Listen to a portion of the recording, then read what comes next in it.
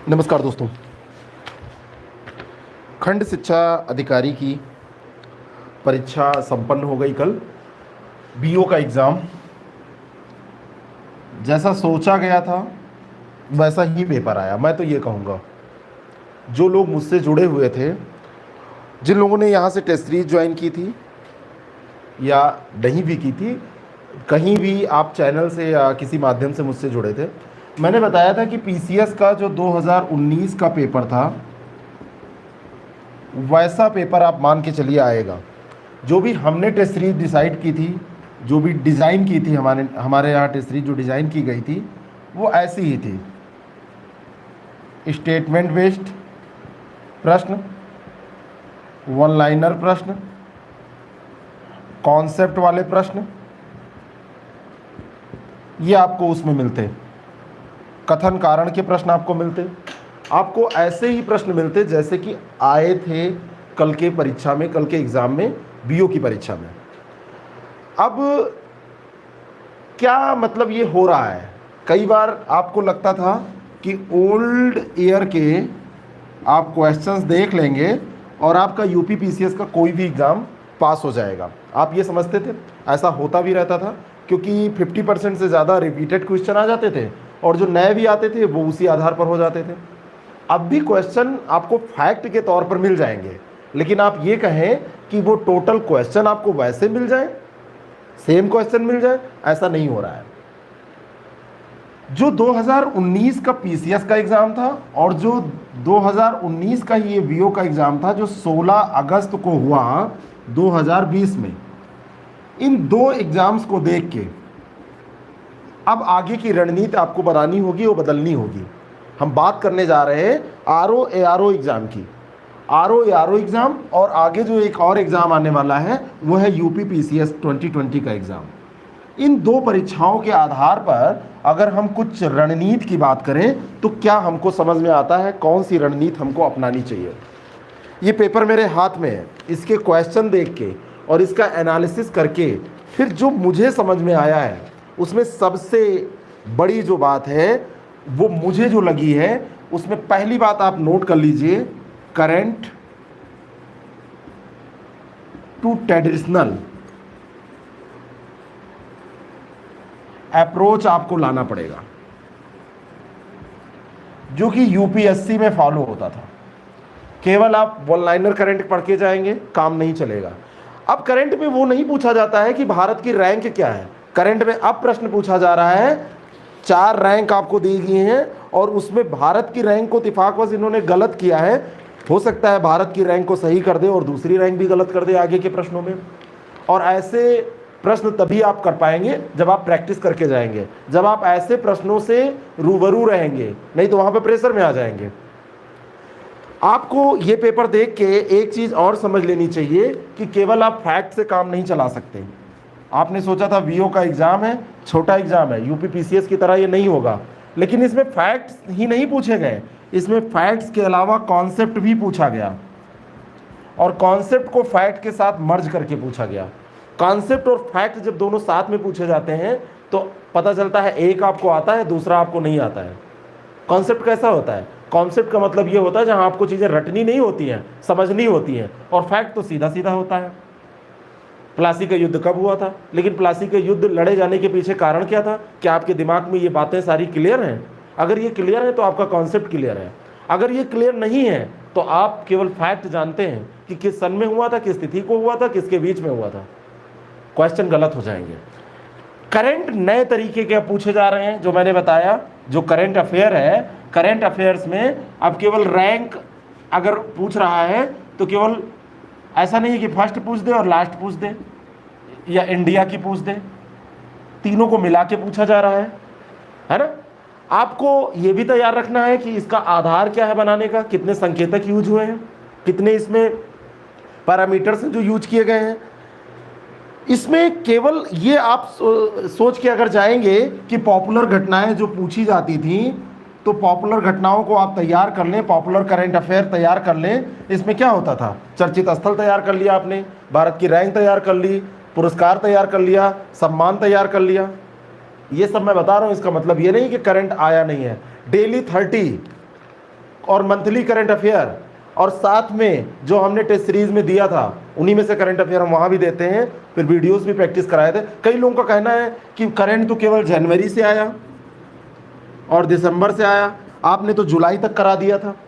मेरे भैया या मेरी बहनें जो भी सुन रही हैं, जो जिसको मानना हो वैसे सुने, मैं बताना ये चाहता हूँ कि अगर मैं इसको केवल जनवरी और दिसंबर पढ़ा के छोड़ देता और आगे का आ जाता तो मैं कोई पेपर आउट करने वाला व्यक्ति तो हूँ नहीं, ना मैंने पेपर सेट किया है। आपको ब्रॉड पढ़ के जाना पड़ेगा। ज़्यादा पढ़ लेंगे कोई नुकसान नहीं होगा, लेकिन कम पढ़ के जाएंगे तो नुकसान होगा। पेपर पुराना पूछा गया, पेपर बना रखा हुआ था, 16 मार्च को पेपर अगर पहुंच गया था कहीं पे, 22 मार्च को एग्ज़ाम था, तो पुराना पेपर वही रखा हुआ था, आपसे पूछ लिया गया। जनवरी में पेपर सेट हो गया था, लेकिन ऐसा पेपर हर बार तो होगा नहीं। सितंबर में ये जो आरओ होने जा रहा है, इसमें आप सोचिए कि जनवरी फरवरी में ही सेट हो गया होगा, अपने आप सोच लीजिए। मैं तो ऐसा नहीं सोचूंगा। तो जनवरी फरवरी में सेट हो गया होगा तब तो वहाँ तक का करंट आएगा। अब अगर ये जुलाई में सेट होगा या ये अगस्त में सेट होगा, तो कम से कम आपको जुलाई तक तो करंट अफेयर कवर करना ही पड़ेगा। और कहाँ से जुलाई तक? जुलाई, जून, अप्रैल, मई, अप्रैल, मार्च और फरवरी, जनवरी, ये सब कवर करना पड़ेगा। अब कई लोगों का कहना है कि नहीं, केवल 2 महीने पढ़ के जाएंगे क्योंकि दिसंबर जनवरी से पूछा गया था। आगे की गारंटी नहीं है कि इतना ही पूछा जाएगा, 6 महीने कम से कम पढ़ना ही है। पीसीएस 2019 में 2017 का करंट अफेयर पूछ लिया गया, रैंक पूछ ली गई पुरानी, है ना। अब आप कहेंगे नहीं वो 17 का नहीं था, मैं भी मान रहा हूँ 17 का नहीं था। जब आप रैंक 2018 की पढ़ते हैं तो 18 के साथ में 17 से तुलना भी करते हैं, तो ऐसे में भी आप तैयार कर लेते हैं। लेकिन ये क्या है? ये एनालिटिकल अप्रोच है, जो कि पुराना जो ट्रेडिशनल करंट अफेयर पूछने का तरीका था उससे अलग है। तो उससे अगर अलग है तो आपको पढ़ाई भी अलग करनी पड़ेगी। टाइम मैनेजमेंट कई लोगों के साथ बहुत बड़ी समस्या रही। ये सब बहुत ध्यान देने योग्य बातें हैं। अगर आपको आरओ का एग्ज़ाम देना है, आपको पीसीएस का एग्ज़ाम देना है, जिनको ये सब नहीं देना है वो ये वीडियो ना देखें। जिनको ये बातें बकवास लगती हैं तुरंत वो वीडियो बंद कर दें। अगर आपको बातें मेरी समझ में आती तभी देखें। कोई ज़रूरी नहीं है कि ये बातें आप समझ पाएँ, क्योंकि अगर आप बिल्कुल कुछ पढ़े लिखे नहीं हैं तो आपके पल्ले नहीं पड़ेंगी ये बातें। कोई ज़रूरत भी नहीं है आपको देखने की, ठीक है ना। बहुत सारी चीज़ें होती हैं जो सबको समझ में नहीं आती हैं, और सबको समझ में नहीं आ रही तो मैं सबको समझाना भी नहीं चाहता हूँ, ठीक है ना। जिसको समझ में आ रही है वही इसको देखें, वही इसको ध्यान से पढ़ें। कई लोगों को लगेगा फालतू का बकवास है, हम तो मारेंगे तीर और सीधा निशाने पे लगेगा, सब सही हो जाएगा, और सीधा मैं बता रहा हूँ 45 स्कोर करके वो चले आएंगे। एक होता है फेल होना, एक होता है महा फेल होना, एक होता है कि पेपर न देने जाते तो वही बहुत अच्छा रहता। तो उनकी वो वाली स्थिति होगी जिनको ये बातें समझ में नहीं आ रही हैं, ठीक है। कई लोग मुझे पर्सनल मैसेज करते हैं, सर ये सब क्या बताते रहते हैं। आपके लिए थोड़ी बता रहे हैं, जिनको पढ़ना है उनके लिए बता रहे हैं, आप इसको मत देखिए, ठीक है। 2-3 चीज़ें और हुई हैं। 120 क्वेश्चन कल के पेपर में थे, 120 मिनट थे। ये जो क्वेश्चन थे थोड़े से लंबे, लॉन्ग क्वेश्चन थे, लेंदी क्वेश्चन थे। स्टेटमेंट इसमें पूछा गया, स्टेटमेंट पूछा गया, लॉन्ग क्वेश्चन बनाए गए, और लॉन्ग और स्टेटमेंट बेस्ड क्वेश्चन होने के कारण इसमें समस्या ये हो गई कि इसको पढ़ने में, रीड करने में टाइम लग गया, और लोगों के सामने सबसे बड़ी समस्या आ गई टाइम मैनेजमेंट की। अच्छे लोग जिन्होंने लगातार मेंस दिया है, इंटरव्यू दिया है, वो टाइम मैनेज नहीं कर पाए। मैथ्स और रीजनिंग उनको बाद में करनी थी, छूट गया। हो सकता है आपके साथ ये समस्या ना आई हो। मेरे पास कई फ़ोन आए, आप 1-2-4 लोगों को जानते होंगे। मेरे पास जो भीड़ है, गैदरिंग है, वो हज़ारों लोगों की है। कोई भी फ़ोन करके बता सकता है। अगर 120 क्वेश्चन को करने में टाइम मैनेजमेंट नहीं हुआ तो आरओ के 140 क्वेश्चन और पीसीएस के 150 क्वेश्चन में क्या होगा, ये ज़रा सोच के देखिए। 2 घंटे ही इसमें भी समय रहता है। टाइम मैनेजमेंट आप कैसे करेंगे? इसमें प्रैक्टिस अगर आपकी नहीं होगी तो आप टाइम मैनेजमेंट नहीं कर पाएंगे। जो डायरेक्ट एग्जाम देने चला जाएगा कि मैं बहुत बड़ा धुरंधर हूँ, मैंने पढ़ा है सब और मैं फटाफट मार दूंगा, सब टिक करके चला आऊँगा, गोला बना दूंगा। आपको मैं बता रहा हूँ कि कितना भी बड़ा कोई खिलाड़ी हो, जब उसको कोई टूर्नामेंट खेलना होता है, कोई प्रतियोगिता में पार्टिसिपेट करना होता है, तो वो प्रैक्टिस करता है। सचिन तेंदुलकर भी प्रैक्टिस करते थे, विराट कोहली भी प्रैक्टिस करते हैं, माइकल फेल्प्स भी प्रैक्टिस करता है। कोई भी होता है वो प्रैक्टिस करता है, और प्रैक्टिस करने के बाद में ही वो टाइम को मैनेज कर पाता है। कहीं से भी प्रैक्टिस करके जाइए, एक पेपर देने के पीछे, आपको मैं बताऊं, एक पेपर देने से कभी परीक्षा पास नहीं होती है। आपको पेपर पास करना है तो आपको कई पेपर देने होंगे, ये मान के चलिए। अब वो पेपर आप एग्जामिनेशन हॉल में देते हैं या घर पे दे देते हैं? एग्जामिनेशन हॉल में देंगे, कई साल लगेंगे, क्योंकि साल भर में 2 ही 3 एग्जाम होते हैं। तो 5 साल में आपने 10 पेपर दिए, फिर 11वां पास किया। आप घर पे दे लीजिए, 10 पेपर आप घर पे दे लीजिए, कहीं से भी उठाइए पेपर, अच्छा होना चाहिए, स्तरीय होना चाहिए। मैंने देखा कई बार लोग पढ़ा रहे हैं, भारत में कितने राज्यपाल हैं सबकी सूची गिनवा रहे हैं, न्यायाधीश कौन कौन से हैं सबकी सूची गिनवा रहे हैं, राष्ट्रपति अब तक कौन से बने। अरे यार, बच्चों वाला जीके थोड़ी पढ़ने से काम चलेगा, ये रेलवे ग्रुप डी का एग्जाम थोड़ी ना है, समझ रहे हैं। स्तरीय पेपर उठाइए और 10 15 20 सेट उसको लगा के जाइए, कम से कम 5 10 आप लगा के जाइए। इसको करके जाएंगे ना, तभी आप यहाँ पे टाइम मैनेज कर पाएंगे। क्योंकि जो काम आप रोज करते हैं, खाना खाने में आपको कितना लगता है, कोई भी खाना दे दिया जाए, बड़ा सा बकरा बना के भी दे दिया जाए और दाल चावल भी इतना दे दिया जाए, पनीर बना के दे दिया जाए, आपको कोई टाइम नहीं लगता है। आप वही 10-15 मिनट में उसको सब साफ कर देते हैं, क्योंकि वो काम आप रोज करते हैं। वो काम आप रोज करते हैं। नहाने को दे दिया जाए आपको, आप कितनी देर लगाएंगे? ज़्यादा आधे घंटे, रोज आप करते हैं। ऐसा नहीं है कि पानी कुछ दूसरा मिल गया, आज ये जालौन डिस्ट्रिक्ट का पानी है, इसमें थोड़ा टाइम लगेगा। ऐसे ही पेपर्स भी हैं।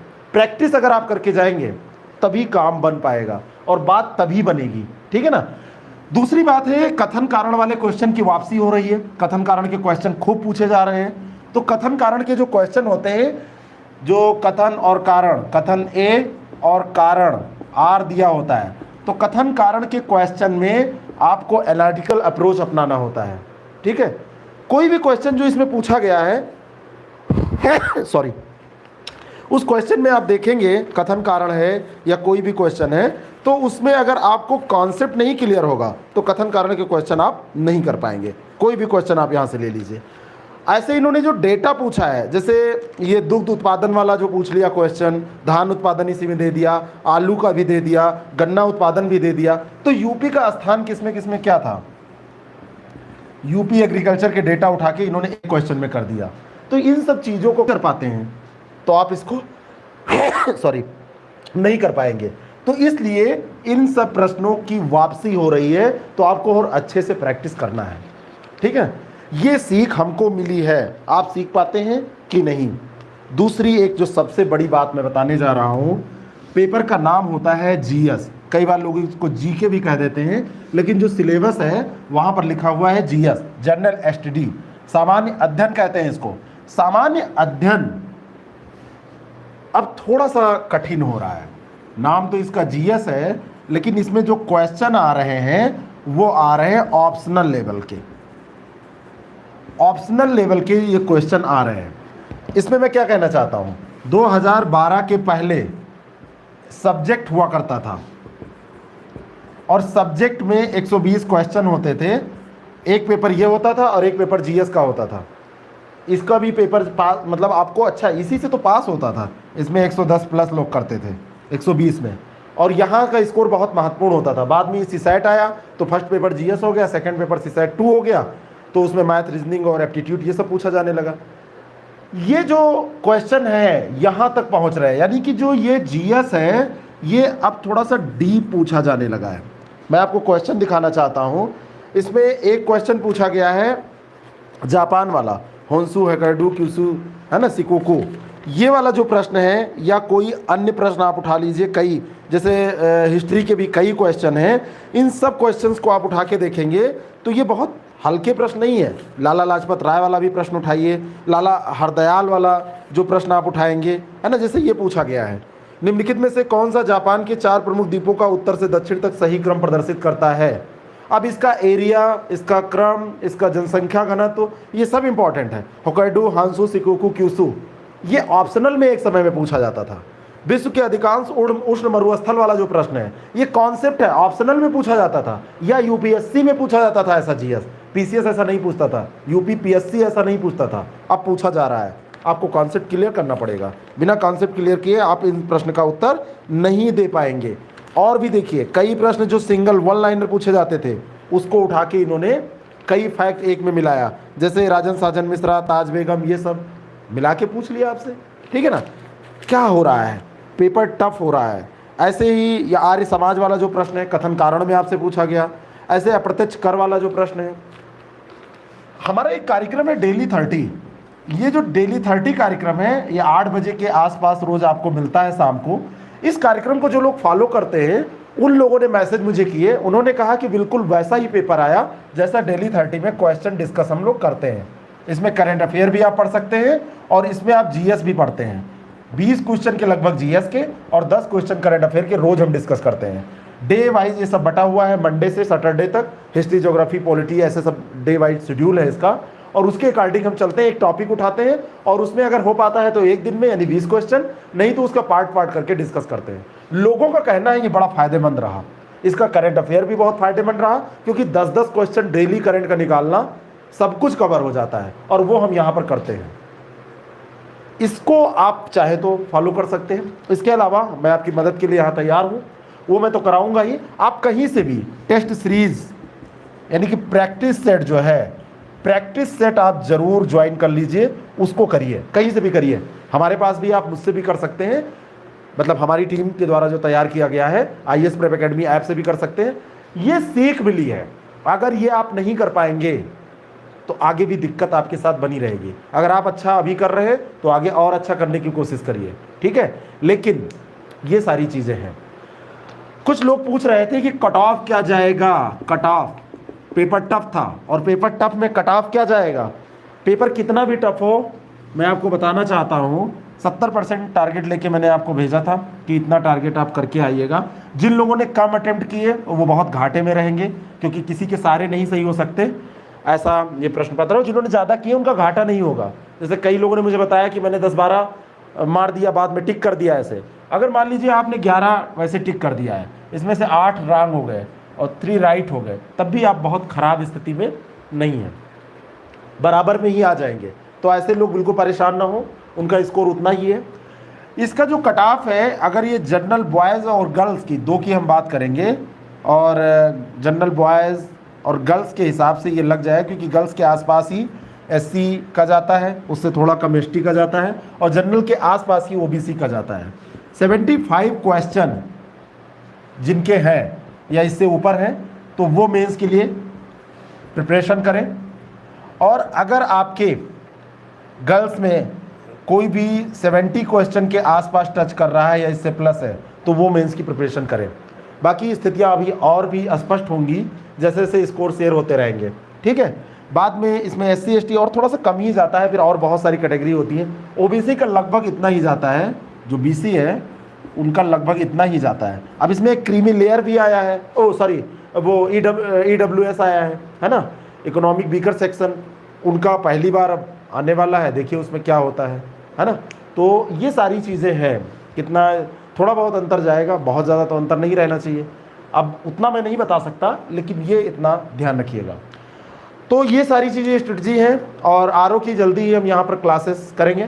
RO के 2 कोर्स हमारे पास हैं, उसके बारे में मैं जानकारी दे दे रहा हूँ। आपको न सुनना हो तो यहीं पे वीडियो स्टॉप करिए, आगे ये सब प्रचार सामग्री है। GS के लिए टेस्ट सीरीज प्रोग्राम है, 20 तारीख से शुरू हो रहा है। और हमारे पास हिंदी के लिए क्रैश कोर्स है, तो क्रैश कोर्स ये चल रहा है। इसमें मतलब टोटल टॉपिक जो है वो टोटल और मटेरियल हम देंगे आपको, मतलब दिए हैं।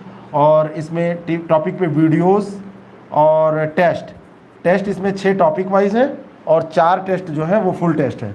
ये सारी चीज़ें इसमें कवर कराई जा रही हैं और आगे उसमें की जाएंगी। ये जो टेस्ट सीरीज़ है ये 10 टेस्ट की है और केवल 599 रुपये। इसके साथ में कुछ वीडियोस आपको और इम्पॉर्टेंट मटेरियल, पूरा करंट अफेयर के भी इसमें टेस्ट होंगे, ये सब आपको मिलेगा। इसके लिए अगर आपको कोई जानकारी चाहिए तो 6307281212 पर आप व्हाट्सएप करके जानकारी ले सकते हैं। आपको लिखना है, आप ये लिख दिए ज्वाइन RO क्या GS या हिंदी, तो आप उसकी जानकारी पा जाएंगे। Thank you very much, all the best. ये जो जानकारियाँ हमने आपको दी हैं, जो मेरा अनुभव है, ये आपका भी अनुभव हो सकता है।